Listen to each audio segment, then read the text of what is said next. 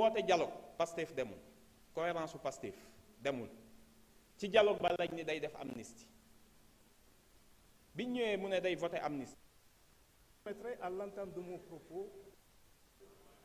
de rendre hommage à Maître Cheikh Khoureyssi Ba, que j'ai connu il y a une trentaine d'années, alors que j'étais procureur à Kaolack, dans le cadre d'une procédure que présidait Monsieur le Président Yaham Leye, qui est le directeur des affaires criminelles et des grâces. Et j'ai toujours été particulièrement impressionné par son professionnalisme, son attachement au droit et son extrême courtoisie. Que Dieu l'accueille en son paradis éternel.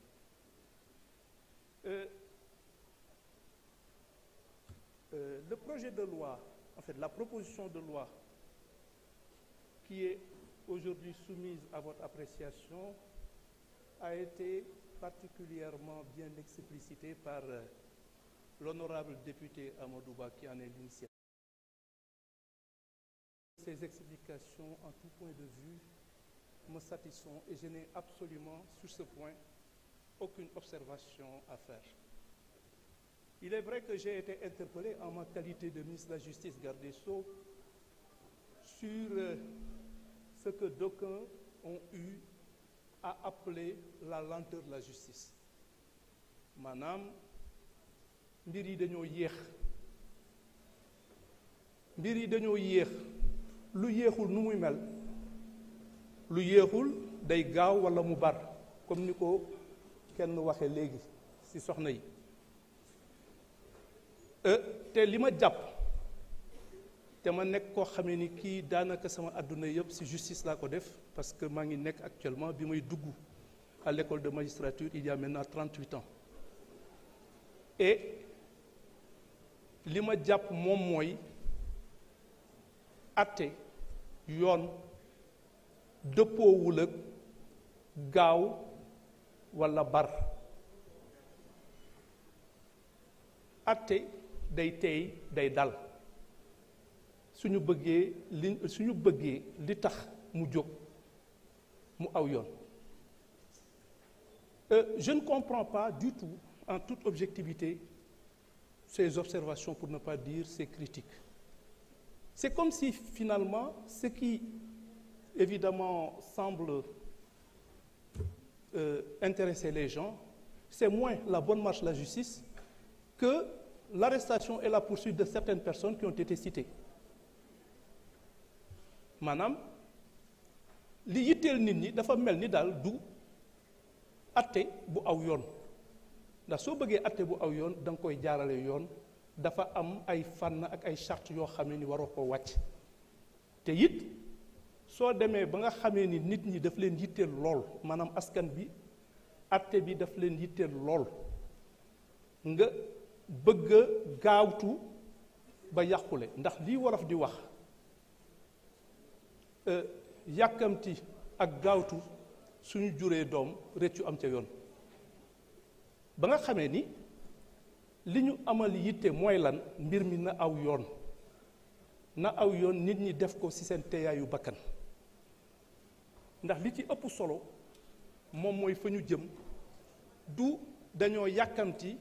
jàpp diw walla topp diw walla lijjanti diw li ñu yitteel moom mooy yoon dox na mu war a ni mu war a doxe mbir mi aw yoon te it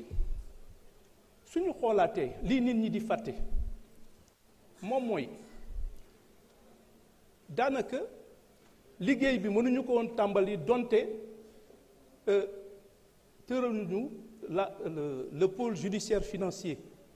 maanaam moom mooy ëttu attekat bi nga xamee ni moom moo yelloo saytu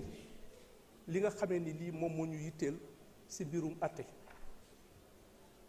mais le pôle judiciaire financier a été installé le 24 septembre 2024 maanaam yàggagul te gis nañ liggéey bi ñu fi def ci diir googu loolu ba mu wéyee il fallait aussi ñu installer la haute cour de justice bi nga xamee ni am na ñu bari ñoo xamee ni dañ leen war a topp te foofu moom moo yelloo maanaam la haute cour de justice mooy yelloo atte leen. La haute cour de justice ñu ngi ko installé le 28 décembre dernier te laataa ñuy jëmmal yooyu ëttu attekaay dafa amoon ay charte yu bari yoo xam ne dañoo waroon sàmmoonteeg moom moo tax man suy nit ñi di wax ni mbir yi dañoo yéex man daf may jaaxal ndax xam naa ni attekat yi ñi ngi liggéey li ñu mën te le pôle judiciaire financier parce que ni yoon tëddee litige boo xamee ni ëpp na même su dee escroquerie ak abus de confiance ëpp na 50 millions moom moo koy war a atte te gis nga fii ay milliards la ñuy wax lu ci ëpp ba nga xamee ni li ëpp si affaires yi ñu war a atte pôle judiciaire financier moo koy def te ñoom bari wuñu am na dossier yu baree bari ñi ngeeki moom ñi ngi ciy gaawtu ñi ngi ciy ànd nañu xarañteef bu am solo ak yéene bu am solo waaye dafa nekk dossier yoo xam bari na bari waay boo xamee ni bii du yëpp ngay mën a songandoo ndax amuñu attekat yu ni toll moo tax li ma bëggoon et je tiens à le dire de la façon la plus solennelle et je rends un vibrant hommage aux magistrats qui jusqu'à présent abattent un travail remarquable en toute indépendance et dans un professionnalisme qui ne laisse place à aucun doute. Et je crois que, compte tenu justement de mon expérience dans la justice, en tout cas de l'expérience qu'on me crédite, que je me permette, dans la précipitation et en exerçant une pression sur la justice ou sur ceux qui l'incarnent, je deviendrai ce que l'autre appelait une forme d'inexactitude terminologique. Je n'ai jamais accepté qu'on fasse pression sur moi, surtout dans un sens déterminé. Qu'on ne compte pas sur moi pour exercer la moindre pression sur les magistrats du siège. Je n'ai aucune autorité sur eux. Je sais qu'il faut un excellent travail. Il leur arrive, et je crois que c'est la plus grande innovation de notre temps, il leur arrive de rendre des décisions en parfaite contradiction avec les réquisitions du parquet. Et je n'ai jamais eu à faire la moindre observation, encore moins la moindre critique. C'est de leur responsabilité, c'est de leur prérogative. Et justement, le seul moyen qui s'offre à nous, je veux dire à mes services du parquet,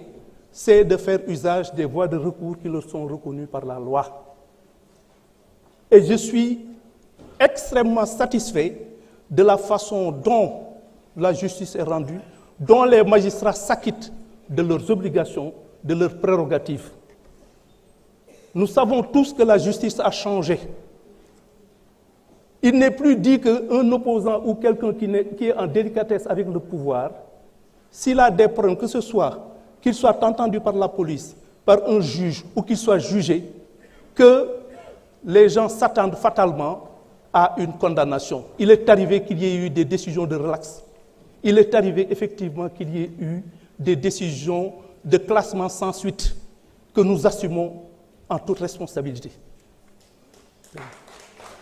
C'est vous dire donc que je remercie les honorables députés